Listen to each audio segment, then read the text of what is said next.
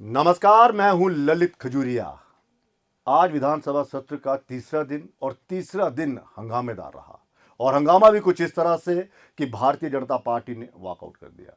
दरअसल असेंबली में एक मुद्दा उठा जिसमें बकायदा यह कहा गया कि 13 जुलाई को जो लोग मारे गए थे विद्रोह में उन्हें शहीद कहा जाए और उनकी छुट्टी जो है वो रखी जाए। इसी पर सारा पंगा हो गया और भारतीय जनता पार्टी ने वॉकआउट कर दिया। लेकिन इस बीच जनता के मुद्दे वैसे की वैसे ही रहे। क्या ये फिक्सिंग तो नहीं है? क्योंकि मुद्दा उठाया पीडीपी ने, उसको आगे ले गई एनसी और वॉकआउट कर दिया भाजपा ने। और इन 3 दिनों में हमने देखा है कि जनता के जो मुद्दे हैं, खासकर पिछले 2 दिनों की बात करें तो एक भी मुद्दा नहीं उठ रहा है, बस यही चल रहा है। इसी पर बातचीत करने के लिए सुरेंद्र सिंह गिल्ली जी हमारे साथ हैं, भारतीय जनता पार्टी के नेता। हरवंश नगोके जी वरिष्ठ पत्रकार। इनसे समझने की पूरी कोशिश करेंगे कि क्या ये वाकई फिक्सिंग है या फिर ऐसे ही अचानक हो गया। सर, स्वागत आपका। धन्यवाद ललित जी। और और जो दिनेश सर सहयोगी है हमारे साथ आपके हैं। हमारे साथ बैठे हैं। और दिनेश सर जी हमारे साथ हैं। सर, स्वागत आपका भी। बहुत बहुत धन्यवाद ललित जी। आवाज आ रही है मेरी? बिल्कुल, एकदम बढ़िया। आपकी आवाज थोड़ी कम हो गई है। अच्छा, मेरी आवाज़ कम हो गई है। चलिए, मैं इनसे जी जी। गुजारिश करता हूं कि मेरी आवाज़ आप तक पहुंचे। हरवंश सर, सबसे पहले मैं आपके पास आना चाहूंगा कि क्या ये फिक्सिंग है या फिर भारतीय जनता पार्टी को लगा नहीं, ये यकायक हो गया और पीडीपी ने ऐसे ही मुद्दा उठा लिया है। ललित जी धन्यवाद। सबसे बड़ा जो इस डेमोक्रेसी में सबसे सुखद लाभ जो है वो प्रजातंत्र के चौथे प्रहरी को हर कोई अपनी बात कर सकता है। और दिनेश जी की अपनी सोच है। भाई साहब, भारतीय जनता पार्टी से तो स्वाभाविक को भारतीय जनता पार्टी की टो लाइन करेंगे। अपना सीधा फंडा है, ना काहू से दोस्ती ना काहू से बैर। बिल्कुल, होना भी नहीं चाहिए मैं पत्रकार। ये समझता हूँ ललित जी, फिक्स मैच नहीं है, अनुभव की कमी है। अच्छा। मैदान वो छोड़ता है जो पराजित हुआ हो। मैदान में पुर्जा पुर्जा कचमरे कभी ना छोड़ाऊं खेत, वो होता है असली योद्धा।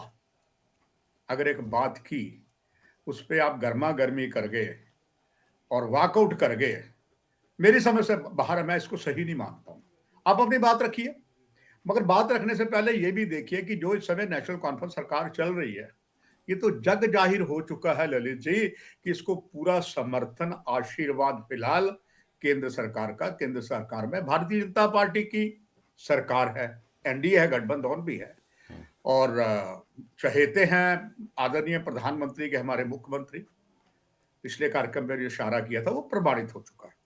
मैं समझता हूं जो 2 दिन मां भगवती, मां वैष्णो देवी की पवित्र गुफा वाली विधानसभा के क्षेत्र में 2 दिवसीय इतना लाखों करोड़ों रुपए खर्च करके भारतीय जनता पार्टी, जिसमें राष्ट्रीय प्रधान आए, आदरणीय डॉक्टर जितेंद्र सिंह जी भी आए, मैं समझता हूं सब गुड़ गोबर हो गया। वहां जो उनको बताया गया, अपनी बात रखिए ना। आप विकेट क्यों छोड़ते हैं, मैदान से क्यों भाग जाते हैं? उन्होंने करना ही करना है। देखिए, जहां तक एक बात वो कहेगी ये करेंगे बिल्कुल। और कश्मीर, कोई भी पार्टी है वो अपने मुद्दे पर एक होगी, जम्मू अलग होगा। ये तो बाद में सरकारें रो रही होंगी, तो बेहतर इससे है तो जम्मू को अलग राज्य बना देते, कश्मीर को अलग बना। लद्दाख आपने पहले पाया, लद्दाख बना के भी आपके लिए प्रॉब्लम हो गई, क्योंकि करगिल कुछ और है, लद्दाख और है। तो लम्हों ने खता की, सदियों ने सजा पाई। मैं समझता हूं ललित जी, कोई फिक्सिंग मैच नहीं, अनुभव की इनकी कमी है। मैदान में डटे रहना चाहिए और मुद्दे उठाना चाहिए जो समाज के हैं। अगली चर्चा में मैं आपसे और इस पे बात करूंगा। ठीक है गिली जी, अनुभव की कमी, आपको डटे रहना चाहिए था वहाँ पर। और मुझे लगता है कि जो इशारा कर रहे हैं नगोके सर वो यही है कि आपको डिबेट के ज़रिए वहाँ पर आप बहस करते तो उसका जवाब बेहतर दे पाते, वॉकआउट करने की बजाय। देखो, पहले तो नमस्कार तुसें जेह्ड़े साथी पैनल च बैठे दे उ'नेंगी नमस्कार। अनुभव की कमी का जिक्र तो मैं, चलो नगोके साहब बड़े पत्रकार न, बड़ा अनुभव है उं'दा, मैं ओह्दे च कोई नहीं जांग, मगर जोल्ले मान सम्मान की गल आ ਤਾਂ ਮਾਨ ਸਨਮਾਨ ਕੋਲ ਬੜੀ ਕੋਈ ਚੀਜ਼ ਨਹੀਂ ਹੈ, ਕਿਉਂਕਿ ਜਿਵੇਂ ਉੱਥੇ 13 ਜੁਲਾਈ ਦੀ ਜਿਵੇਂ ਉਹ ਆਖਦੇ ਨੇ ਕਿ ਉਹ ਸ਼ਹੀਦ ਨੇ ਮਹਾਰਾਜ ਸਾਹਿਬ ਦੇ 13 ਜੁਲਾਈ 1931 ਚ ਉੱਥੇ ਜਦੋਂ ਮਹਾਰਾਜ ਸਾਹਿਬ ਦਾ ਇੱਕ ਇਜਲਾਸ ਹੋਇਆ ਹਾ, ਉੱਥੇ ਕੁਝ ਲੋਕਾਂ ਨੇ ਉਪਦਰਵ ਕਰੀ ਹੈ ਔਰ ਉੱਥੇ ਜਿਹੜੀ ਕਸ਼ਮੀਰੀ ਪੰਡਤ ਪਰਿਵਾਰ ਹੈ ਸਾਡੇ ਉਹਦੀ ਪ੍ਰਾਪਤੀਆਂ ਪਰ दावा बोलिया उनके परिवारें पर बेअबरू करने की बच्ची की कोशिश की ਉਹਦੇ ਬਿਹਾਫ पर जरा उत्थे गोली चली तो वो लोग मरे, तो उसी तो कि'यां शहीद का दर्जा दे सकते हैं। शुरुआत जी उत्थों हुई तो फिर NC तो PDP जि'यां गल करा दे कि फिक्सिंग है, NC PDP की फिक्सिंग है ही है ना, नैचुरल है। NC को PDP दौड़ ला दी कि NC को अगर निकल चा, तो NC दौड़ ला दी PDP को अगर निकल चा। तो पार्टी का बिल्कुल क्लीयर स्टैंड है कि ये पर कोई भी जी गल है ये महाराज साहब दे अगर उन्हें अपने कार्यकाल च जम्मू कश्मीर दी बुलंदियां तक लेता तो उनके जोड़ा उत्थे विरोध होया तो विरोध च गलत विरोध हा, वो तो मतलब जोर जबरदस्ती ही, तो वो पर अगर कोई काम किया महाराज साहब ने अगर उत्थे गोलीबारी हुई तो वो तो ये खरे तुस बहस कर दे बजाय रहे कि तुसे वाकआउट करी उड़िया कई मुद्दे जेडे जनता रहे उत्थे उत्थे के रहे नहीं नागरिकता सब ठीक है, मगर गुंजाइश नहीं रही ना उत्थे उत्थे बैठने की गुंजाइश नहीं रही। तो बेइये कर दे के उत्थे देखो ना, तुस असैंबली देखो अज के लागू लाओ आला, तो उत्थे इन्ने शोर शराबे च फिर बे के हैगी वाकओवर कर दे तो ज़्यादा बेहतर है मेरे साहब में। ठीक है दिनेश सर, आपको क्या लगता है NC और PDP की ये फिक्सिंग है? क्योंकि वो मुद्दे उठाए जा रहे हैं जिसका पहले से ही हम चर्चा कर रहे हैं कि ये मुद्दे उठेंगे और बायकॉट होगा, और वही हुआ। यानी कि जवाबदेही किसी की तय नहीं होगी इस दौरान कि भाई साहब जनता के मुद्दे कौन उठाएगा। देखिए ललित जी सबसे पहले आपका शुक्रिया इस डिबेट में मुझे पार्टिसिपेट करवाने के लिए। तो जैसे लिली जी ने कहा कि ये देखिए जो डेमोक्रेटिक सिस्टम होता है, जब प्रोसीडिंग चलती है हाउस की, हर पॉलिटिकल पार्टी चाहती है कि उसको मैक्सिमम पब्लिसिटी मिले। तो मुझे लगता है कि वॉकआउट करना भी एक पब्लिसिटी का स्टंट होता है कि आप वॉकआउट कीजिए, आपको पब्लिसिटी मिलेगी।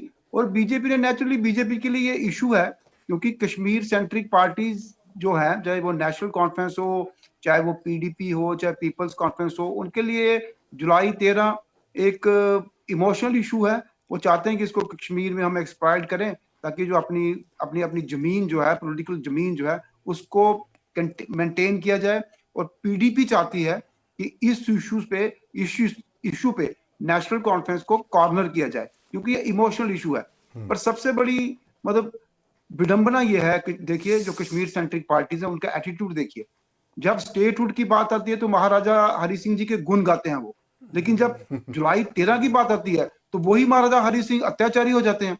ये कौन सी विडंबना है? जहां तो आप एक स्टैंड लीजिए कि महाराजा हरि सिंह ने जो कुछ किया, स्टेट बनाई, सब कुछ अच्छा किया, आप अपने मतलब के लिए इंटरप्रेट करते हैं चीजों को कि वैसे महाराजा हरि सिंह अच्छे थे 370 लाने के लिए, स्टेटहुड के लिए अच्छे थे, लेकिन वही महाराजा फिर अत्याचारी कैसे हो सकते हैं?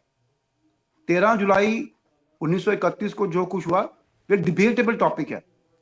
कुछ लोग ये कहते हैं कि वो ब्लैक डे है, कुछ लोग कहते हैं वो मार्टियर थे। तो इसलिए बीजेपी को ये सूट करता है, बीजेपी की आइडियोलॉजी है, नेचुरली इसको एक्सप्लॉइट करेंगे। और जो कश्मीर सेंट्रिक पार्टीज हैं उनको भी ये सूट करता है, इसलिए ये इसमें पॉलिटिक्स है, दोनों पार्टीज को सूट करता है। क्या कहा जाए कि बीजेपी इस तरह के मुद्दों का इंतजार कर रही होती है कि भाई साहब ऐसे मुद्दे उठे और हम भी अपनी जिम्मेदारी से थोड़ा साइड हो जाएंगे, क्योंकि देखिए ललित जी, क्योंकि ये जवाब दे नहीं पाएंगे, इनके पास फंड्स नहीं है, बिजनेस रूल नहीं हुए, उमर साहब भी क्या बोलेंगे और हम किस तरह का इनका विरोध करेंगे। चलिए इसी के जरिए हम करते हैं। देखिए ललित जी, ये दोनों पॉलिटिकल पार्टीज को सूट करता है क्योंकि एक ऐसी विधानसभा है जम्मू कश्मीर की ये विधानसभा जिसमें अपोजिशन सिर्फ 6 लोगों की है। अगर आप देखिए, अगर 41 लोग जो नेशनल कॉन्फ्रेंस के वो रूल कर रहे हैं, 28 लोग बीजेपी के वो गवर्न कर रहे हैं, वो भी गवर्नमेंट का पार्ट है, LG का पार्ट है वो। 6 लोग जो कांग्रेस के वो कोलिशन का पार्ट है, CPM का एक बंदा वो भी कोलिशन का पार्ट है, आम आदमी पार्टी भी कोलिशन का पार्ट है। अपोजिशन कौन है? 3 मेंबर PDP के, एक सजाद लोन और एक जो अवामी इत्तेहाद पार्टी वाले, वो 5 लोगों की अपोजिशन है। तो ये सभी अपने अपने एजेंडे पे काम कर रहे हैं, सभी को सूट करता है। और बीजेपी तो नेचुरली ये चाहेगी कि ये ऐसे मुद्दे उभरे, क्योंकि बीजेपी भी जवाबदेही है। 10 सालों से BJP directly indirectly Jammu Kashmir में रूल कर रही है। तो लोग तो सवाल पूछेंगे, तो बीजेपी चाहेगी ऐसे मुद्दे उठते रहें ताकि उनकी जो कॉन्स्टिट्यूंसी है उसको वो एड्रेस करे। जी गिल्ली जी, जानबूझकर ये मुद्दे उठाए जा रहे हैं और आप लोग जो है वो इंतज़ार कर रहे हैं। सुरेंद्र जी, आपसे सवाल, आप लोग ये इंतज़ार कर रहे हैं कि हाँ इस तरह का मुद्दा जो है वो उठे और आप भी वॉकआउट करें और जो मतलब इमोशंस जो है वो आपके प्रति लोगों के ज़्यादा बढ़ जाए, सहानुभूति जो है। देखो ललित जी, मुद्दे तो नैचुरल है, अगर उन्हें चुकिया तो ਉਹਦਾ ਜਵਾਬ ਤਾਂ ਦੇਣਾ ਨਾ, ਉਹਦਾ ਜਵਾਬ ਦਿਆ ਦੇ। ਸਾਡੇ ਜਿਹੜੇ ਐਮਐਲਏ ਉੱਥੇ ਐਲਓਪੀ ਸੁਨੀਲ ਸ਼ਰਮਾ ਜੀ, ਸਾਰੇ ਜਿੰਨੀ ਵੀ 28 ਲੋਕ ਨੇ ਉੱਥੇ ਵਿਧਾਨ ਸਭਾ 'ਚ, ਤਾਂ ਨੈਚੁਰਲ ਹੈ ਸਾਡੇ ਭਾਵਨਾ ਨਾਲ ਖੇਲਣਗੇ, ਤਾਂ ਭਾਵਨਾ ਦਾ ਜਵਾਬ ਤਾਂ ਦੇਗੀ ਨਾ ਪਾर्टी। मतलब इ'यां जो ना जि'यां दिनेश सर ने समझाया जी भला जिल्लै 370 की गल करदे हो, स्टेट सोसाइटी करदे हो, तां महाराजा हरि सिंह जी बड़े चंगे न। हाँ बिल्कुल। ते जिल्लै एकड़ी गल करदे हो तां तो ਉਹ ਮਹਾਰਾਜ ਖਰਾਬ ਹੋਈ ਹੈ, ਉਹ ਮਤਲਬ ਉਹਨੇ इ'यां समझाओ ना फिर। देखो नैचुरल ही है ना, जोल्लै महाराज साहब दे गुणगान करना, महाराज 370 होने आंदा, 35 होने आंदा, स्टेटहुड होना चाहिदा, ओल्ले गल कोदी होनी महाराज साहब दी। तो जोल्लै ਇਹ ਹੁਣ ਜਿਹੜਾ ਸ਼ਹੀਦੀ ਦਿਵਸ ਰੱਖਦੇ ਨੇ ਉਹਦੀ ਛੁੱਟੀ ਹੋਣੀ ਚਾਹੀਦੀ, ओला महाराज साहब दी ਉਹ महाराज साहब खराब होई है। तो हूँ ये दोहरा मापदंड कौन अपना ला, PDP-NC ये होंगे। बीजेपी का अपना क्लीयर स्टैंड है ना, महाराज साहब के प्रति मान सम्मान को लाओ, पिछे होना नहीं। लेकिन दिनेश सर करे कि बीजेपी सरकार का हिस्सा इस वास्ते है, वो भी ज्यादा वो नहीं कर रही, वो भी चाहती है कि ठीक है मुद्दे जेडे बीजेपी अज देखो बीजेपी सरकार का हिस्से कुत्थे, अज सरकार तो उमर साहब चला देना। नहीं उमर सरकार ते चला दे, यूटी दी सरकार, बीजेपी हिस्सा है एलजी सरकार। नहीं बीजेपी का अपोजिशन का रोल प्ले करा दी है, बीजेपी तो ललित जी है अपोजिशन का रोल प्ले करा दी ना। अगर महाराज साहब के प्रति मान सम्मान की कोई अपमान करग तो बीजेपी साइन नहीं करग, असैम्बली के अंदर भी नहीं साइन करग, असैम्बली के बाहर भी लोग साइन नहीं करेंगे। उनके बाहर भी कुछ हो के बिल्कुल बाहर भी होना, कल प्रदर्शन होंगे। जरा तुंदे चैनल के माध्यम कन्नै एक बयान डिप्टी सीएम ने भी दिता कि महाराज साहब डिक्टेटर है, तो ਉਹਦੇ पर तो जरूर रिएक्ट करेगा ना, लोग भी करेंगे, तो जम्मू कश्मीर के लोग भी करेंगे, तो पार्टी भी करेगा रिएक्ट ਉਹਦੇ पर। हरवंश सर, ये मुद्दा क्या आगे और बढ़ेगा? आपको क्या लगता है कि अब असेंबली जो है वो सुचारू ढंग से चलेगी, या फिर दिनेश सर ने कहा कि दोनों पार्टियों को ये सूट करता है क्योंकि दोनों एक डायरेक्ट वे में सरकार है और एक इनडायरेक्ट वे में सरकार का हिस्सा है? ललित जी, मेरा ये मानना है जो भी इस तरफ जाएगा जनता जनार्दन है। जो भारतीय जनता पार्टी ने श्रीनगर में किया, प्रजातंत्र को चीरहरण करके रख दिया, और जिस तरीके से मार्शल ने उठा था उनको फेंका, आप कैसे कहेंगे गलत थे? आप संविधान पर ही चढ़ गए, आप जो टेबल पर सब है उसमें चढ़ गए, तो कौन कहता है कि आप बड़े मैच्योर पॉलिटिशियन हैं? इससे बड़ी शर्म की बात इतिहास में मैंने नहीं देखी। इसे शॉकिंग। अब अपनी अपनी सोच है। सवाल इस बात का ललित जी, अगर भाजपा रणछोड़ पार्टी ना बने, वो तो हमारे पास लोकसभा में भी एग्जाम्पल है, रणछोड़ पार्टी बन गई थी अनंतनाग से, अरे लड़ो ना, आपने देखा हमारी हार हुई, कुछ भाग गए। मगर ललित जी, यहां की जो बात है, क्या भारतीय जनता, जब उन्होंने कहा कि ये छुट्टी होनी चाहिए, तो क्या भारतीय जनता पार्टी के मुंह में कुंगरियां पड़ गई थी वहां बोलते हुए कि जो कश्मीर के अंदर वहां का जो अल्पसंख्यक हमारा कश्मीरी पंडित है, यातना दे के मारा गया, उनसे बलात्कार किए गए, उनको घर से बेघर कर गया, क्यों नहीं बोले बीजेपी कि यही लोग हुक्मरान जो है वो थे? वहां तो बोले नहीं। कौन तो बोला? कश्मीरी पंडित के कौन सुध लेगा? कहा है बीजेपी वाले सोए रहे? आप इसकी बात करते हो वॉकआउट करके। मैं ललित जी, हाँ, अगर वॉकआउट करना था जरा करके अंदर आ जाओ भाई, बाकी तो मुद्दे ले लो, बाकी वो इतना बोलते रहे। आपने बाकी भी शिक्षित देखा, मैंने लोकसभा भी कवर की है। अगर आप कहीं ऐसी अपोजिशन हो, वॉकआउट करिए एंड कम बैक। मतलब इसकी जगह ये छोड़ के, आई डिसएग्री, आई मतलब ये this is not a politics. ये तो उसने बोला, मैं नहीं। ये अभी भी कहते हैं कि अभी ललित अभी भी कहते डुल्ले वीरेंद्र कुछ नहीं बिगड़ा। भारतीय जनता पार्टी वाले सोचे हैं, और भारतीय जनता पार्टी वाले जिस दिन महामहिम बोले, तो एक भारतीय जनता पार्टी के विधायक जो कानून के जानकार हैं, उन्होंने क्या कहा था, निकालिएगा रिकॉर्ड, आप लोगों के पास नहीं, मैं दे दूंगा। शर्म आती है ऐसे लोगों पर कि आप गवर्नर पर भी लाछन लगा रहे हैं। Is it job of the Bharatiya Janata party ML और क्वालिफाइड? शॉकिंग। हम लोग वहां थे, अगर आपके पास कटिंग है ना भेज दूंगा वहां पे। लेकिन नगोके सर, इनका ये कहना है कि भाई साहब अपमान हो रहा है और हम अपमान का क्या जवाब ही ना दें। कौन सा अपमान? उनकी उनकी मार्केट है जी, उन्होंने ये बोलना है, बोलना वोट पॉलिटिक्स है। आप भी अपना मुद्दा रखिए ना ललित जी, आप अपना मुद्दा क्यों नहीं रखते हैं? मैं बड़ा हैरान हूं भाजपा पर, अपने मुद्दे रखिए ना सर, कौन रोकता आपको सर?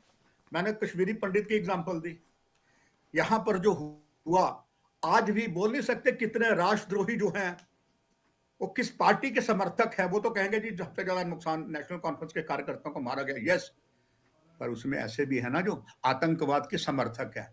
क्यों नहीं भाजपा लाती उनके पास? सरकार उनके साथ है, they can put a white paper लाइए। ये जो वहां पर हुआ कौन किया? ये तो ललित जी, ये तो भाजपा के विधायक करेंगे, मैं तो आप नहीं ना करेंगे ना, हम तो बार में यही समझाएंगे। बिल्कुल बिल्कुल बिल्कुल। मेरा आप क्यों नहीं एक्सपोज कर रहे हैं गिली जी? क्यों नहीं आप बातचीत के जरिए इन लोगों को एक्सपोज करें? क्यों नहीं आप ये साबित कर पा रहे हैं कि हाँ, ये जानबूझ के इस तरह के मुद्दे जो हैं वो उठा रहे हैं ताकि जनता के जो मुद्दे वो दब जाएं और आपको वो प्रवोक कर रहे हैं और उस षड्यंत्र में आप जो है वो फंस रहे हैं? देखो ललित जी, जैसे उन्होंने बोला कि कितने बंदे हमारे कार्यकर्ता मरे, तो हमारे एमएलए साहब ने बोला, श्यामलाल जी ने बोला उसमें कि नंबर गेम बताएंगे। अब जयती जागती मिसाल शगुन परिहार जी, उनके पिताजी और चाचा जी के कहाँ मरे? वो आतंकवाद में नहीं मरे। अब नंबर गेम बताएंगे कि कौन कौन कितने लोग मरे। तो हमने कौन सा बोला? नगोके साहब, हमने कौन सा बोला नहीं मरे? हमने नहीं बोला नहीं मरे, मरे बोलो। सकीना उत्तू का हमने तो ये बोला नहीं नगोके साहब कि वो नहीं मरे, तो मरे ना। हमने खुद तो नंबर गेम बताएंगे। हाँ नहीं, हमने तो हमारे भी तो मरे लोग, तो हमारे लोग भी तो मरे। कश्मीरी पंडित नहीं मरे वहां, बिल्कुल मरे। तो हम नंबर गेम करेंगे कौन कौन कितने लोग मरे। लेकिन मेरे हमारी नंबर गेम तो नहीं करेंगे, हमारे मरे उनके मरे, लोग मरे ना। हमारी ये डिबेट है कि दिनेश सर, मैं आपके पास आऊंगा। ये मुद्दे जो है पीडीपी जानबूझकर वो कर रही, उठा रही है और एनसी से खुश हो रही है कि हमें किसी तरह का जवाब नहीं देना पड़ेगा। क्योंकि आपके साथ जब मैंने डिबेट की थी, आपने कहा था कि सबसे मेन अपोजिशन जो है वो पीडीपी है, यहां पर भाजपा नहीं है। दिनेश सर, आपसे है। ललित, क्या मैं सवाल सारी सुन नहीं पाया? मेरा सवाल यह है कि क्या पीडीपी जानबूझकर ये मुद्दे उठा रही है क्योंकि उन्हें पता है कि इससे सदन चलेगा नहीं, और एनसी को ये कहीं ना कहीं एक बेनिफिट दे रही है, एक एज दे रही है कि जवाब नहीं देना पड़ेगा? और मेरी आपसे जब डिबेट पहले भी हुई थी तो आपने कहा था कि पीडीपी मेन जो है वो अपोजिशन का रोल निभाएगी, ना कि भाजपा निभाएगी। देखिए ललित जी, ये दोनों पॉलिटिकल राइवल हैं। पीडी जैसे कांग्रेस और बीजेपी, और वैसे ही पीडीपी और नेशनल कॉन्फ्रेंस, इनमें कोई बड़ी टेक्निकल अंडरस्टैंडिंग कभी नहीं हो सकती। क्योंकि जैसे हमने पहले भी आपके कार्यक्रम में ये डिस्कस किया था कि पीडीपी अपने इतिहास में सबसे वर्स्ट परफॉर्म किया उन्होंने 2024 के विधानसभा चुनाव में, जब से पीडीपी बनी है। 3 इनकी सबसे कम सीट्स हैं अभी तक की इनके इतिहास में। तो पीडीपी बड़ी डेस्परेट है कि कश्मीर वैली में वो अपनी जो खोया हुआ आधार है उसको रिट्रीव कैसे करे, वापस कैसे करे। तो पीडीपी नेचुरली ऐसे ही मुद्दों को उभारेगी, चाहे 13 जुलाई का हो, 370 हो, जैसे शेख अब्दुल्ला नेशनल कॉन्फ्रेंस के जो संस्थापक हैं, फाउंडर, उनके जन्मदिन को नेशनल कॉन्फ्रेंस, उनके जन्मदिन की छुट्टी को नेशनल कॉन्फ्रेंस इतना नहीं उठा रही है जितना पीडीपी उठा रही है। क्योंकि पीडीपी को ये लगता है कि कश्मीर में उन्होंने हर तरीके से साम दंड भेद अपना के उन्होंने अपना खोया हुआ आधार वापस लेना है। पीडीपी तो कहीं ना कहीं ऐसे अपने उस जाल में एनसी को फंसा रही है। यहां से हम सवाल करेंगे, वहां पर वो बताएंगे, और बीजेपी जो है वो बताएगी कि किस तरह से वो कश्मीर के लोगों के बारे में, नेताओं के बारे में सोचती है। देखिए, वो जो 5 अगस्त की छुट्टी या 13 जुलाई की छुट्टी को लेकर पीडीपी, आपकी बात बिल्कुल ठीक है, पीडीपी नेशनल कॉन्फ्रेंस को अपने जाल में फंसा रही है। और नेशनल कॉन्फ्रेंस इन मुद्दों पे डिफेंसिव है, नेशनल कॉन्फ्रेंस ऑफेंसिव नहीं है। इससे बड़ी विडंबना क्या हो सकती है कि जिस पार्टी की सरकार हो और उस पार्टी के फाउंडर के जन्मदिन पर वो सरकार छुट्टी ना करवा पाए, तो इससे बड़ी सरकार की नाकामी क्या हो सकती है। तो पीडीपी को लगता है ये बेटर अपॉर्चुनिटी है नेशनल कॉन्फ्रेंस को कॉर्नर करने के लिए इन मुद्दों पर, और पीडीपी ना केवल अभी वो उठाएगी, पीडीपी विधानसभा के बाहर भी उठाएगी और अग्रेसिवली उठाएगी, ताकि नेशनल कॉन्फ्रेंस को कॉर्नर किया जाए और जो अपनी जो जमीन है कश्मीर में इमोशनल सेंटीमेंट इश्यूज उठा के कश्मीर में अपना खोया हुआ आधार वापस लिया जाए। ठीक है। नोके सर, एक और जिस तरह से डिप्टी सीएम जो हैं सुरेंद्र चौधरी जी, उनका ये कहना था कि वो डिक्टेटर थे, क्या इस तरह का बयान देना ज़रूरी था? हालांकि ये उन्होंने विधानसभा में नहीं कहा, लेकिन उन्होंने इंटरव्यू में कहा और वहीं से ज़्यादा तूल पकड़ रहा है। अब अगर प्रोटेस्ट की बात की जा रही है, प्रेस कॉन्फ्रेंस की जा रही है, बाकायदा उनके बयान आ रहे हैं, तो इससे तो अंदाज़ा यही लग रहा है कि कल का जो सत्र होगा वो भी हंगामेदार ही होगा और मुझे लगता है कहीं भेड़ वो स्थगित ना हो जाए।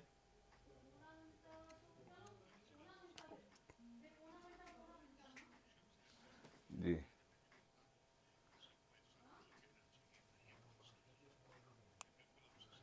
जी।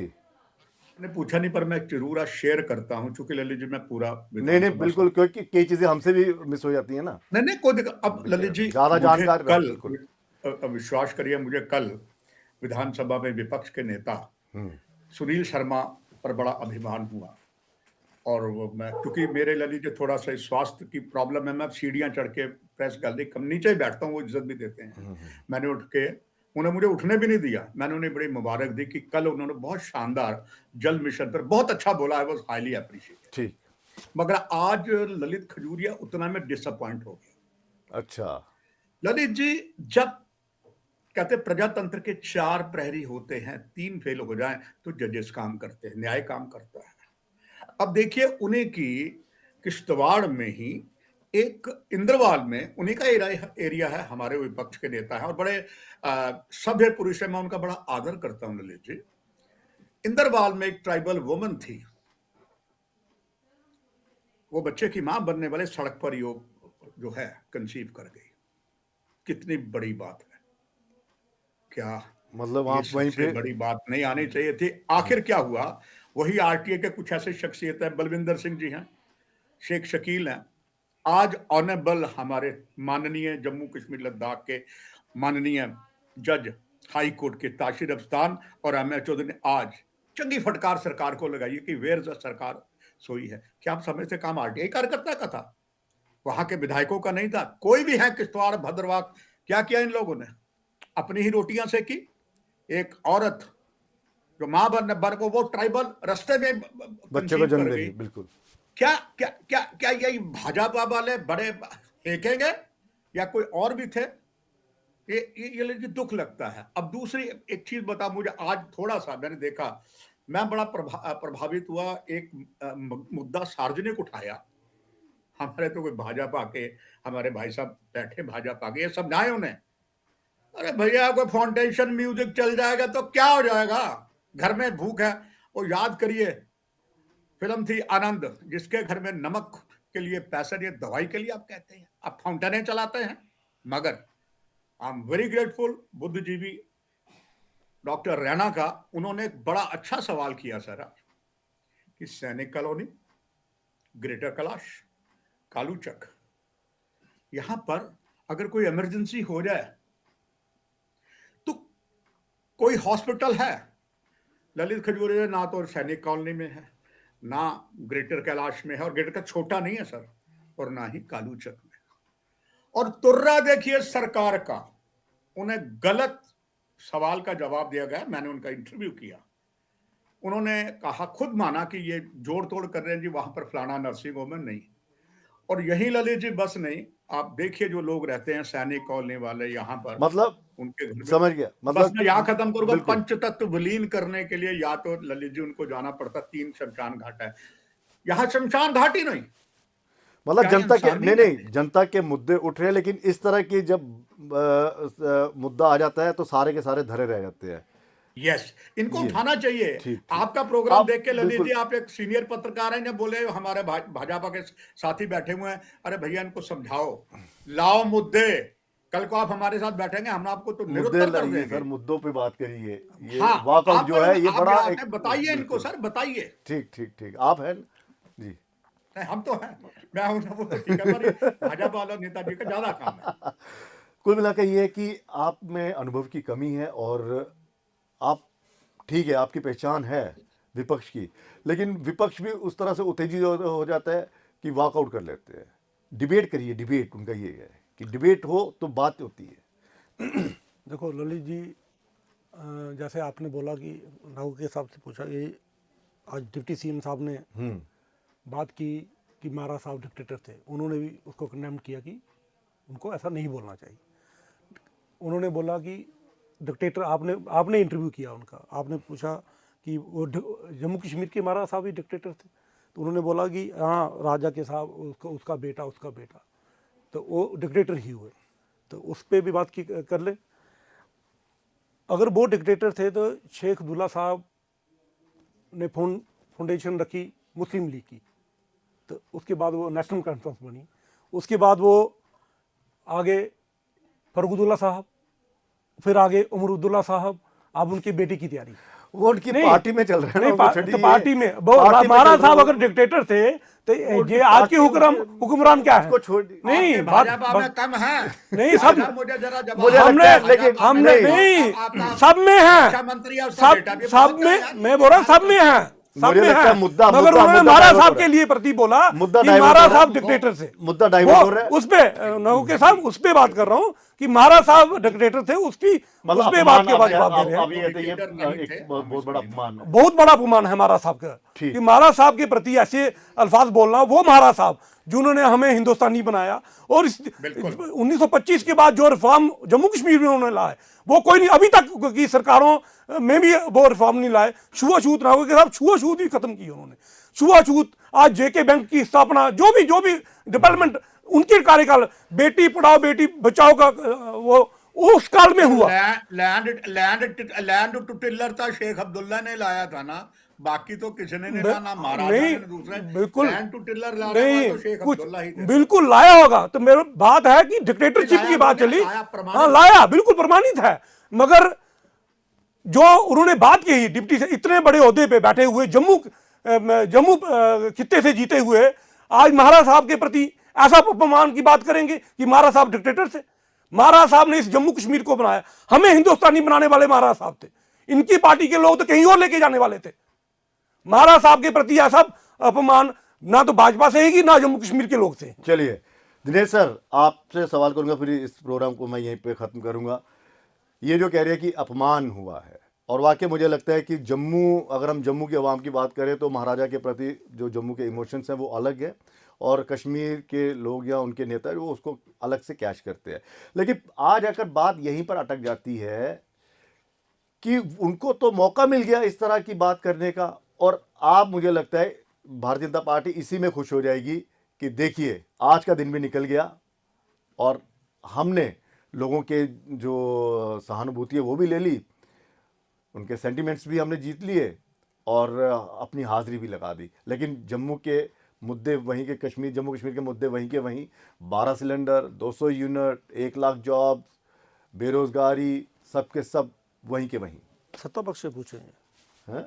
ये तो सत्ता पक्ष से पूछना चाहिए ना, एनसी से पूछेंगे बातें उन्होंने। भाई सबसे बड़ी प्रेशर बात- तो आपने डालना है ना, आप प्रेशर तो हम ही डालेंगे ना, आपने पूछना ना हाँ। ये चीजें, तो कब पूछने वाला वो लेकिन रहने अभी नहीं भी- दे रहे ना वो। जी दिनेश सर।